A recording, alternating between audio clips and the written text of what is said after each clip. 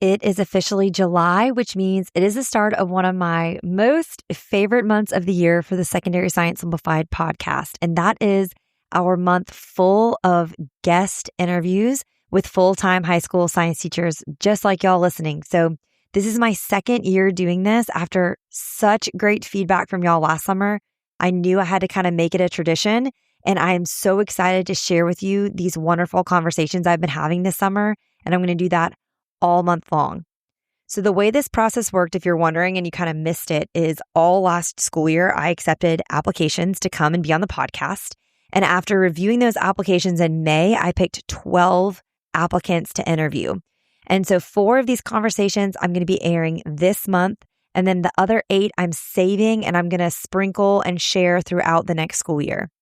I personally love doing guest episodes. I wish I could exclusively do guest episodes, but I found they're really tricky to coordinate and record in the middle of the school year with full-time science teachers like y'all, which is why last year I started batching them in the summer when teachers have more time and I have more flexibility and it just works out better for everyone. So I'm going to do that as the years go on, as long as it keeps working well for everyone. So if you're interested in being on the podcast, I will open up applications later this year for next summer's interviewees. So you can keep your ears open for that. But today I'm excited to kick off this series with a guest that I just absolutely loved talking with. And this is Maggie H. of the Caffeinated Chemist.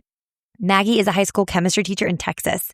She strives to create a classroom that runs efficiently and autonomously while engaging students in real-world applications of chemistry through structured, hands-on learning experiences.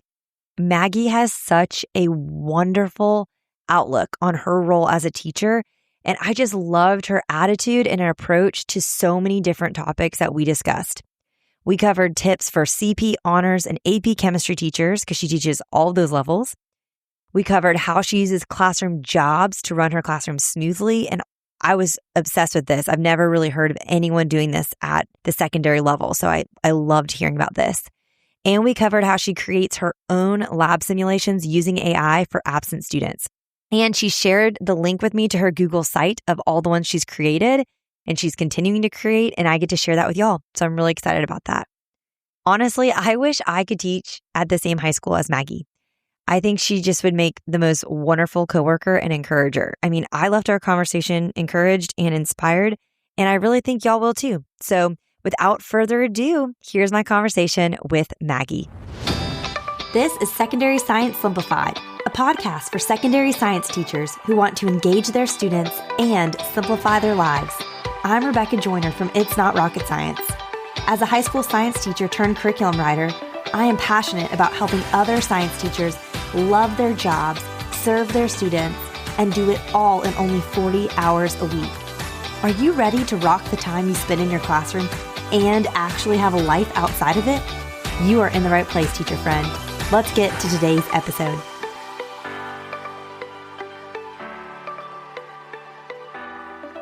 Hey, Maggie, how are you? Good. How are you? I'm great. I'm so excited to talk to you. So let's just go ahead and jump in because I have so many questions for you. Okay. First, I'd love to hear, you teach chemistry at all of the levels. So one of the things you mentioned in your application, which really stood out to me, is just how important it is to make chemistry as visual as possible. So Right. how are you doing that? And maybe how does that look differently at all these different levels you teach?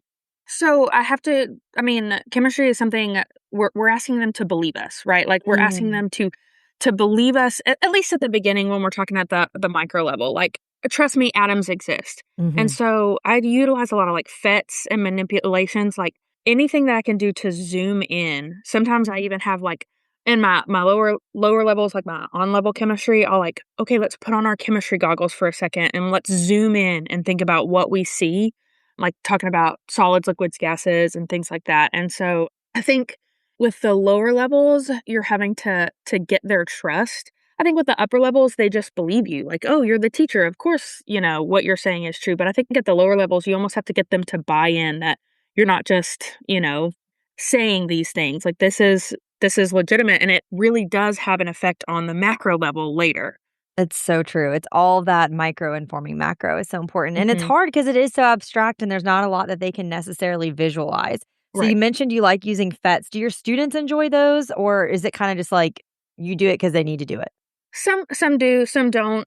Like, with anything, you have those kids that we could Right. play a game and they're not super involved, and you have to build that in, but a lot of times they like it because they can do it, Mhm. right? Like, I kind of step back and I'm like, "Here are the things that I need you to do with this FET," and they get to play around with it, and, like, there's a FET about gas laws, and one of the things, if you build the pressure too high, the lid pops off, and so one of the prompts is like, "Tell me how many different ways you can get the lid to pop off." And so then they get the chance to, like, figure it out without me ever telling them about ways to increase pressure.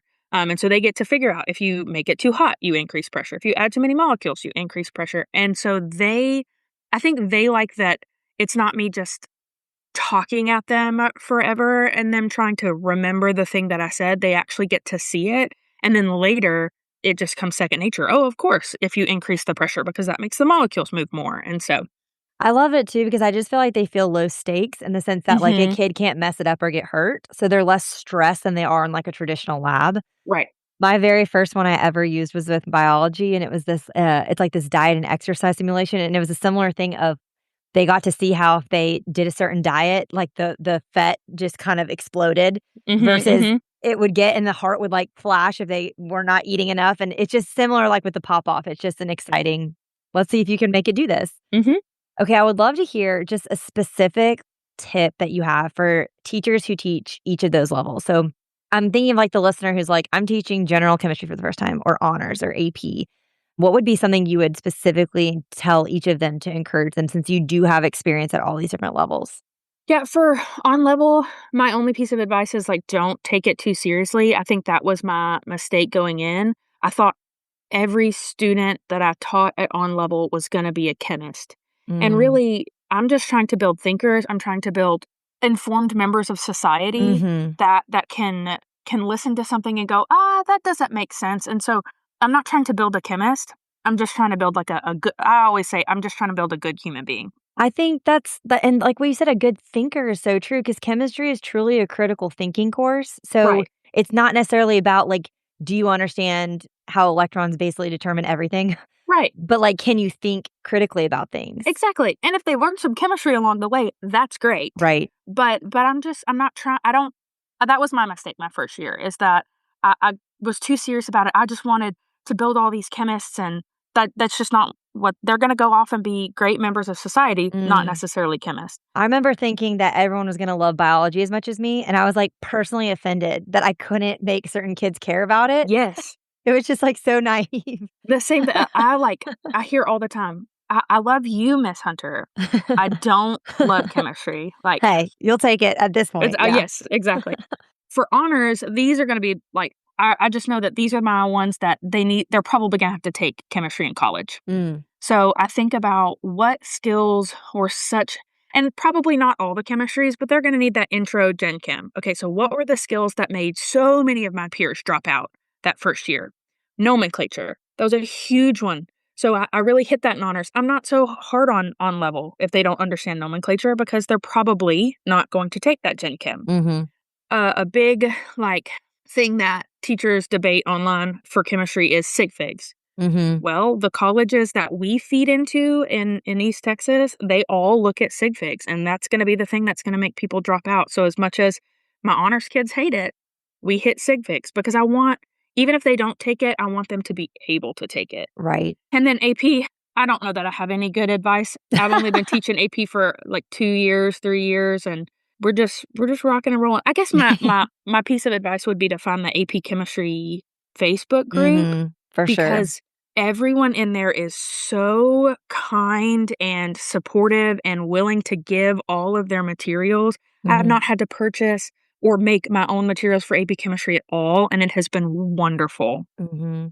Is there anything that you've done I mean, I know you say you don't have any advice, but you have taught it at least twice, you said 2 or 3 times, Mhm. like, after that first the first go around is just, like, day by day, I'm doing my best, I feel like. Mhm. But Yeah. then the second go around, was there anything in the second or third year where you're like, "Okay, I'm gonna try to improve in this, like, one area, make this one thing better," or anything you learned after your first round took the exam that you're like, "Oh, I should have spent more time on this?"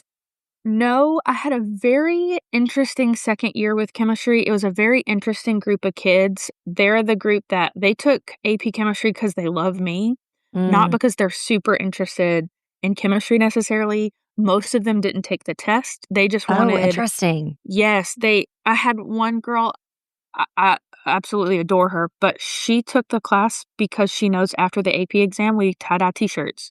And so she took all of the tests and she studied as hard as she could to pass all of the tests just so that she could tie-dye shirts. Like, How did that affect your ability then to review for the kids that were taking it, it was also one of those the kids who were taking it probably could have gotten a 5 whether or not right? I Okay. gave them anything. They were like our valedictorian, our salutatorian, and so, you know, it did help because it, like, took all the pressure off. Like, "You're gonna make a 5.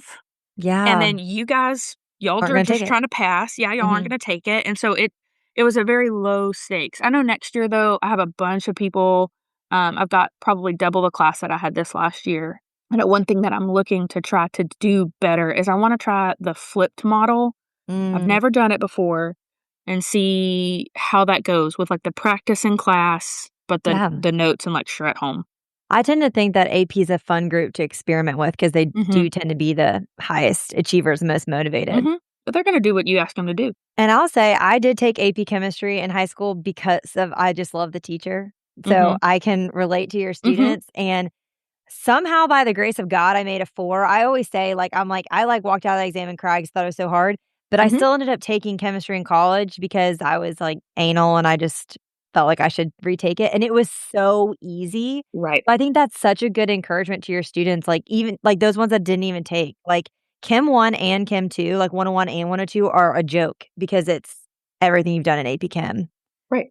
So that should hopefully encourage them, but it doesn't sound like they need it because they just were happy to be N there with you. right, they were just, yeah, excited to be in the class, so, I love that. Well, speaking of encouragement, you said in your application that the biggest job of being a teacher is really being a coach and encourager. So, how are you doing that in your classroom, especially with those? I'm really thinking about the most apathetic students you probably have who are like hard to rally up. there are certain kids there you can talk to, you're blue in the face, they've got their mind set up, and, you just have to do what's best, what you can in that Hmm. situation.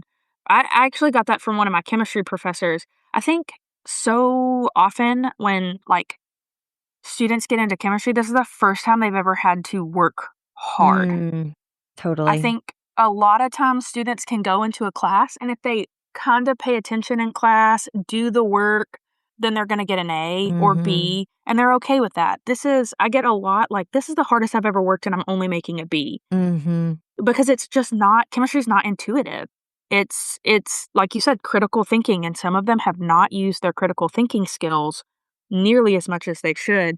And so a lot of times it's just, I know you had a podcast with somebody else and she talked about calling home and all of those, and I think that's a big one too, calling home and just being like, "Hey, I noticed that they're, struggling right now. Is there anything that I can do?" Almost like making a team of Hmm. people that are like here to encourage the students. In years past, whenever we get to something tough, like we get close to stoichiometry, I start sending home messages like, "Hey, just so you know, we're about to get to something hard. The best thing you can do for your student right now is to encourage them and ask them to keep working hard. Hmm. Like, even when it gets hard, to keep working hard." And so, like, it doesn't work all the time, but Hmm. for some kids, it's the difference of like giving up or persevering. Absolutely. Is chemistry a required course to graduate in Texas? It is. Okay. I feel like, or can Well, they get no, by with physical science? they can get by with physical science. Or IPC, I think y'all call it integrated Yes. yeah. Yeah, IPC. They can get by with IPC, but it is highly encouraged, unless that you have some remedial need, they Mhm. won't put you in IPC. And Okay. our requirement is you have to have a lab science. So you could Right. take chemistry and physics, and most kids feel like physics is going to be harder, and Mhm. so they take chemistry, and it's most students take chemistry in Texas. Okay. I was just curious because I think it really makes a difference when it's like every student's taking chemistry versus, oh, it's you can take IPC and then biology and then you just need one other and your other could Mhm. be marine bio, you know? Right, right, right. Okay, well, one thing you do too that is interesting, I wanna hear about because 'cause I've never done anything like this, is classroom jobs. So, Mhm. will you talk about what that looks like? Because I have a kindergartner and a second grader right now, and they live for their classroom job. So I'm trying to picture what that would look like, though, on like a 15 to 18-year-old. So Yes. I want to hear about it. So they still live for it. Now, again, some kids, you'd be surprised how many are like willing to work to build the classroom culture. Mm. And so it's really simple. I have a like, the beginning of the year, tell me about yourself on it. I say, are you willing to do a classroom job? Would you be interested in that? And kids who say yes, I send them an application. I have some jobs they can pick from. And then I almost like a real job application. I'll talk to some of Mm. their freshman teachers and say, "Hey, would you consider this student kind of responsible?" And they love it. It helps my classroom run so much more efficiently. Okay, so is the motivation for them, like, are they gonna put this on their resume that, like, I was a whatever? Or, like, what's the motive for them to be like, "I'll do extra"? Well, it depends. Some years there's like I'll give them, a couple bonus points or Okay. whatever if they're willing to do it. Or, I have a little candy jar. Every week you can have a piece of candy. Some years, like the past couple years, I've taught mostly the upper level chemistries. I haven't taught as many of the lower level chemistries, and they are just excited to help the teacher. Wow. And so they essentially do it for free. And some of them, they just really like it. Some of them want to be teachers. So they like, passing out papers or sorting through, things or like running things to the office. Okay, yeah, so what are the different jobs, and are they like, "This is your job for the year," or you kinda rotate? How does that work? I usually do it for the whole year. So, like, I have a document manager. They pass back some of my graded papers, never tests or anything like that. Mhm. Like, we protect students' FERPA, but they'll pass back some smaller graded papers, handout. If I have something that I need to go to the office or to another teacher, like, they're my go to. And actually, subs love the classroom jobs because then I list the kids and they know exactly who's going to go to the office. That's awesome. Then we have, like, I call it my production chief. They're the ones who, like, if I have absent students, they have a list of my roster, and they put the absent student's name on all the papers for me and keep it Wow. stacked so that when students come the next day, "What did I miss?" I just have the stack right there, and their name's already on it and all of that. And then, like, I try to be at the door greeting students by their name every day. Mm. Like, we know things happen or I'm talking to a student between classes, and so I have a classroom ambassador. Every day they, like, stand at the door, give fist bumps, say, like, "Hey, welcome, glad you're here." But then also when I have students come into the class from, like, other schools and, they're in a new school, they're my classroom ambassador. They're the one I move their seats. They sit next to our new student. They walk them through our classroom procedures, and help them out the first couple weeks to make sure that they're, like, truly integrated and ready to go. I love that. That's such an important job. Yes, and sometimes, like, new students, they're scared to ask me, like, "Oh, I forgot to give them a periodic table," or whatever, Mhm. and so they're scared to come and ask for one, and so that student is, like, the go-between, like, "Oh, yeah, Mhm. I'll go get it for you," or whatever, like, "This is where she keeps the things," and that one's one of my favorites. In years past, I've had, like, a marketing specialist. Those are my, like, creative girls who like to make my room cute, and that means that I don't have to try to make my room cute, Yes. and they make little posters or, whatever. Back when letterboards were super popular, they would, like, research and change the letterboard every week. Yeah. I have a laboratory director. They make sure our goggles and our lab equipment are, like, put away where they're supposed to be, and they'll, like, look and make sure everything's cleaned up, there's nothing left in the sinks. A new one I did this year and I absolutely love is a classroom bouncer, and their job is to open the door and make sure that the student who is coming into the classroom is, like, there for a reason. Especially at the end of the year, I have a lot of juniors and seniors who wanna, like, just pop by the classroom to come say hi, Of and course. so their job is to, like, go open the door and, like, "Hey, what do you need?" If they're trying to turn in a paper, they'll get the paper and put it in and then it doesn't disrupt class, like, I can keep doing whatever I need to be doing. Okay, that's a hilarious job. I love that.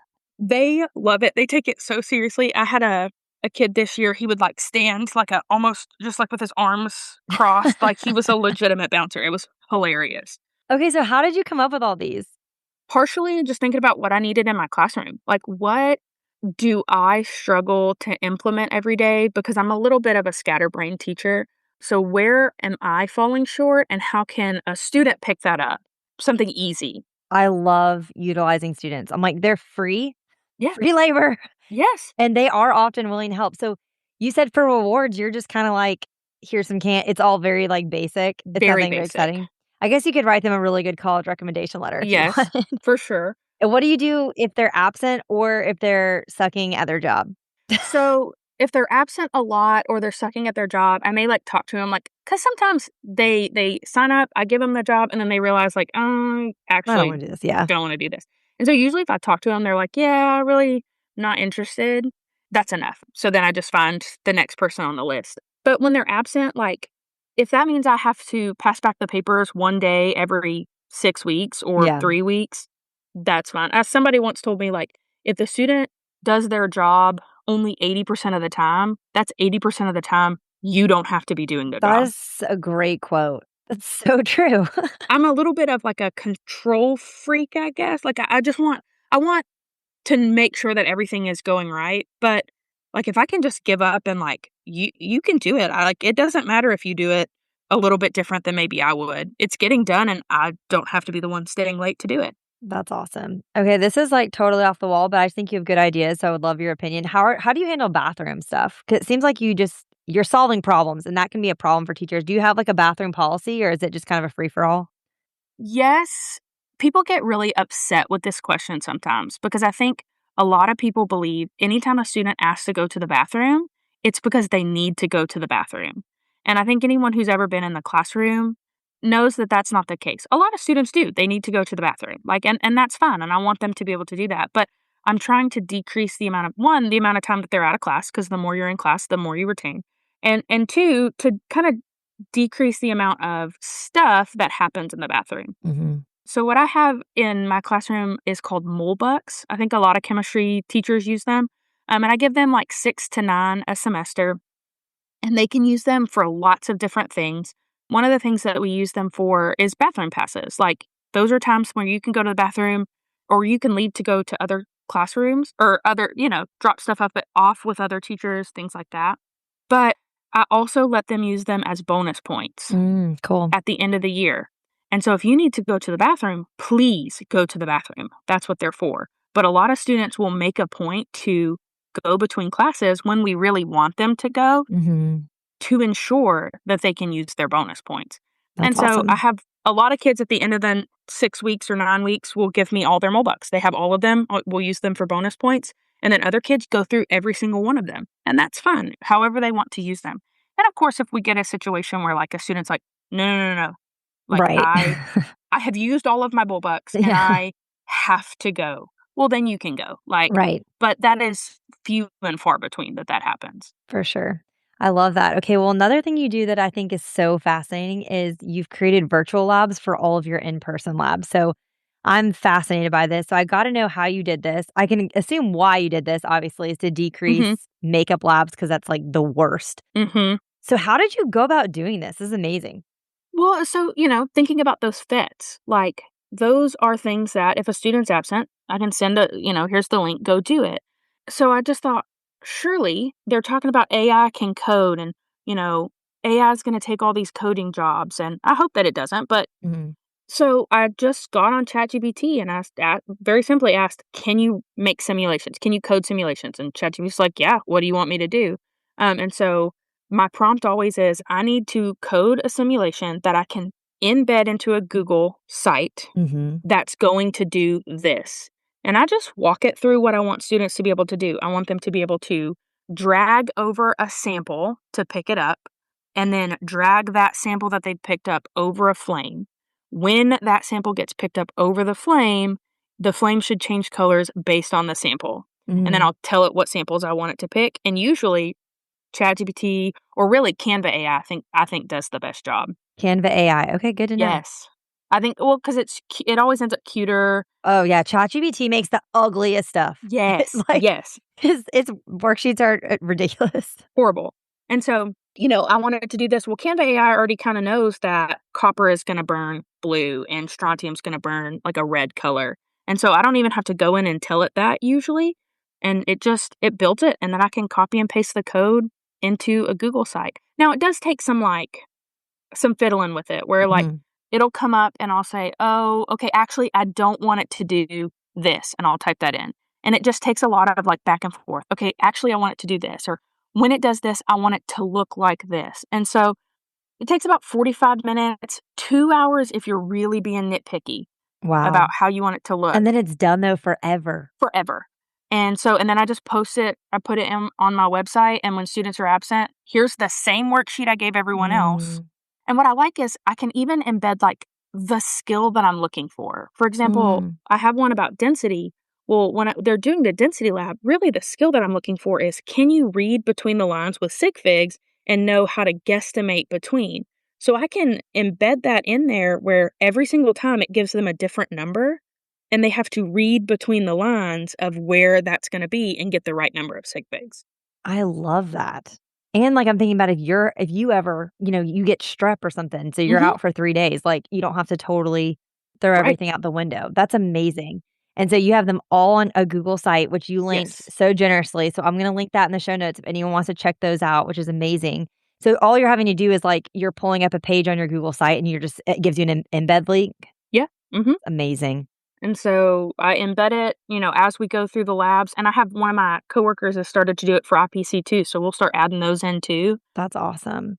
I'm obsessed. I'm also just even thinking about I'm, like, wondering too about, like, running through some of my labs and just saying, "Hey, can you give me some sample data even?"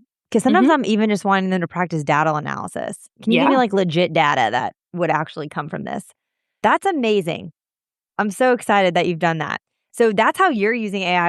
How are you handling it though with your own students? Like, are you finding that a problem? Does your school Are you like a one-to-one school? Are they using tech? What's going on there? Yeah. We are one to one. We also understand that AI is now there. So Right. the more we try to, like, stop their AI usage, it's just work on us and it's not really changing Right. anything. So for my classroom, we do have things like all those where you can turn off their internet Oh, right. Yeah. and those kind of things. I think we call ours classwise. And so when they come in my classroom, it's already set, like, at whatever time my class starts, from then till the time my class ends, the only thing you can get on are these 5 sites.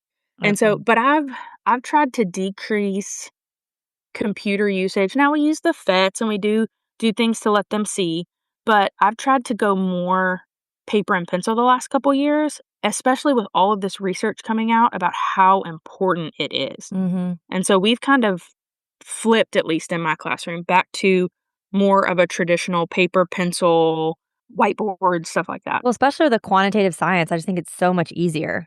Like, then you're having to type subscripts and, like, it's just so Right, much more complicated than it needs to be. right. Okay, so what about cell phones? Do your students struggle with that? Do you have a school-wide policy? How are you handle those? So, Texas last summer actually passed a law that said every school must have a cell phone policy in place in which students are not allowed to have cell phones, personal laptops, headphones, any of that. Wow. And so there is supposed to be no technology in our school other than the Chromebook that we give to the students. And so that has been a big difference the last couple or at least the last year for sure, especially because now it's not, oh, well, this teacher says we can have a cell phone and this teacher says that we can't. Mhm. Because I've always been anti cell phone in the classroom. I only have you for 45 minutes and I have a lot of teaching that Right. I have to get done. But that's been really helpful because it's just been for the kids, like, they just know we don't have it or it gets taken up. And so that was the state of Texas has done that, and it's actually been really nice. I love a universal policy like that because then you're not, like, the bad guy or the enforcer. It's like we're Mhm. all doing it everywhere. Well, I feel like your classroom jobs was just so amazing, but if you do you have any other, like, classroom management techniques or hacks you'd like to share? Everyone loves a good hack. I guess my quote unquote hack would be I keep my desks like a certain way, right? And so I have, because I'm a chemistry lab, so I have tile, I don't have carpet, and I have dots on my floor where all of the desks go. Mm. Because, desks migrate Yeah. throughout the day. And so at the end of the day, I can just say, hey, eighth period, like, move the desks back to the black dot. And next year, I'm actually going to get blue dots for test days so that Oh, my first class, I can say, all right, everybody, move your desk to a blue dot. And again, I'm always trying to figure out how can I stop doing so things like much this. Yes. and let them do some of the work. And so the dots on the floor to keep the desks in a row has been a game changer the last couple years. I love that, and it just shows it's another example of how you've made your class really like a classroom community, and you're like, Mhm. I'm always saying to my own children, "There's one of me and 3 of you," and it's like in Mhm. the classroom, it's like, "There's one of me and 30 of you, so help Yeah. a sister out." Yes. And, like, it's nothing for them to move the desks. Yeah, It's a 15-minute process if I move the desks. and then you're sweating. Exactly. Yes, exactly. Well, I love that. So the last question I always ask everybody is one way you've simplified your life recently, and it could be your work life, it could be your personal life, but what's one thing that you're doing that's making your life more simple right now? I have decided I have too much stuff in the classroom, in my home, everywhere. I think we all keep up with stuff because, like, oh, I can use it or I have something I can do with it. But the more that I have to manage and find a place for it to live, or almost sometimes feel guilty that I haven't done Mhm. anything with it, it just weighs me down. So I have like almost embraced a minimalism the last 6 to 8 months and just getting rid of some of our extra stuff. And I have not missed any of it. I love that so much. One of the ways I started doing that with clothes is I just keep an extra hamper in the back of my closet. And so I just like, if I'm never wearing this, I'll put it in there. And then Hmm. 6 months later, it's full. I go through it. I Right. haven't missed, like you said, I haven't missed a single thing. And then I'm like, okay, now I can set you free and donate you. Well, and now I don't feel bad for not wearing it or like Right. feel bad because I don't fit in it anymore. Right. Like, no, I don't need it. I have clothes that I fit in and I have clothes I enjoy wearing. You Right. are not one of them. I love that. Well, thank you. Honestly, I'm just so grateful you take the time to come on. I've just Yeah. enjoyed talking to you so much, and I'm excited for people to check out your virtual AI labs. Is there another way that you can connect with listeners or I'm the caffeinated chemist on all of my things. okay. Like I think I have a TikTok that I post once a year. I don't know that anybody will get a whole lot from it, but All right, Caffeinated Chemist. That's where everyone can find you. Well, thank you so much, Maggie. I really appreciate it. thank you. Thank you so much for listening to today's episode and my interview with Maggie. You can find all links mentioned in the show notes, including the link to her Google site at itsnotrocketscienceclassroom.com/episode 242. And if you are listening and are either one, feeling empowered to use AI yourself to make your own lab simulations for absent students, or you were listening today and you were like, I cannot wait for more of these guest episodes, then I would love it if you would take 30 seconds wherever you listen to this podcast, Spotify, Apple, wherever, and just leave a review and a rating. It means so much to get these from you. So take a minute and leave a review, and I would just love to hear from you. All right, teacher friends, that wraps up today's episode. If you're looking for an easy way to start simplifying your life as a secondary science teacher, head to itsnotrocketscienceclassroom.com/challenge to grab your classroom reset challenge. And guess what? It's totally free. Thanks so much for tuning in, and I'll see you here next week. Until then, I'll be rooting for you, teacher friend.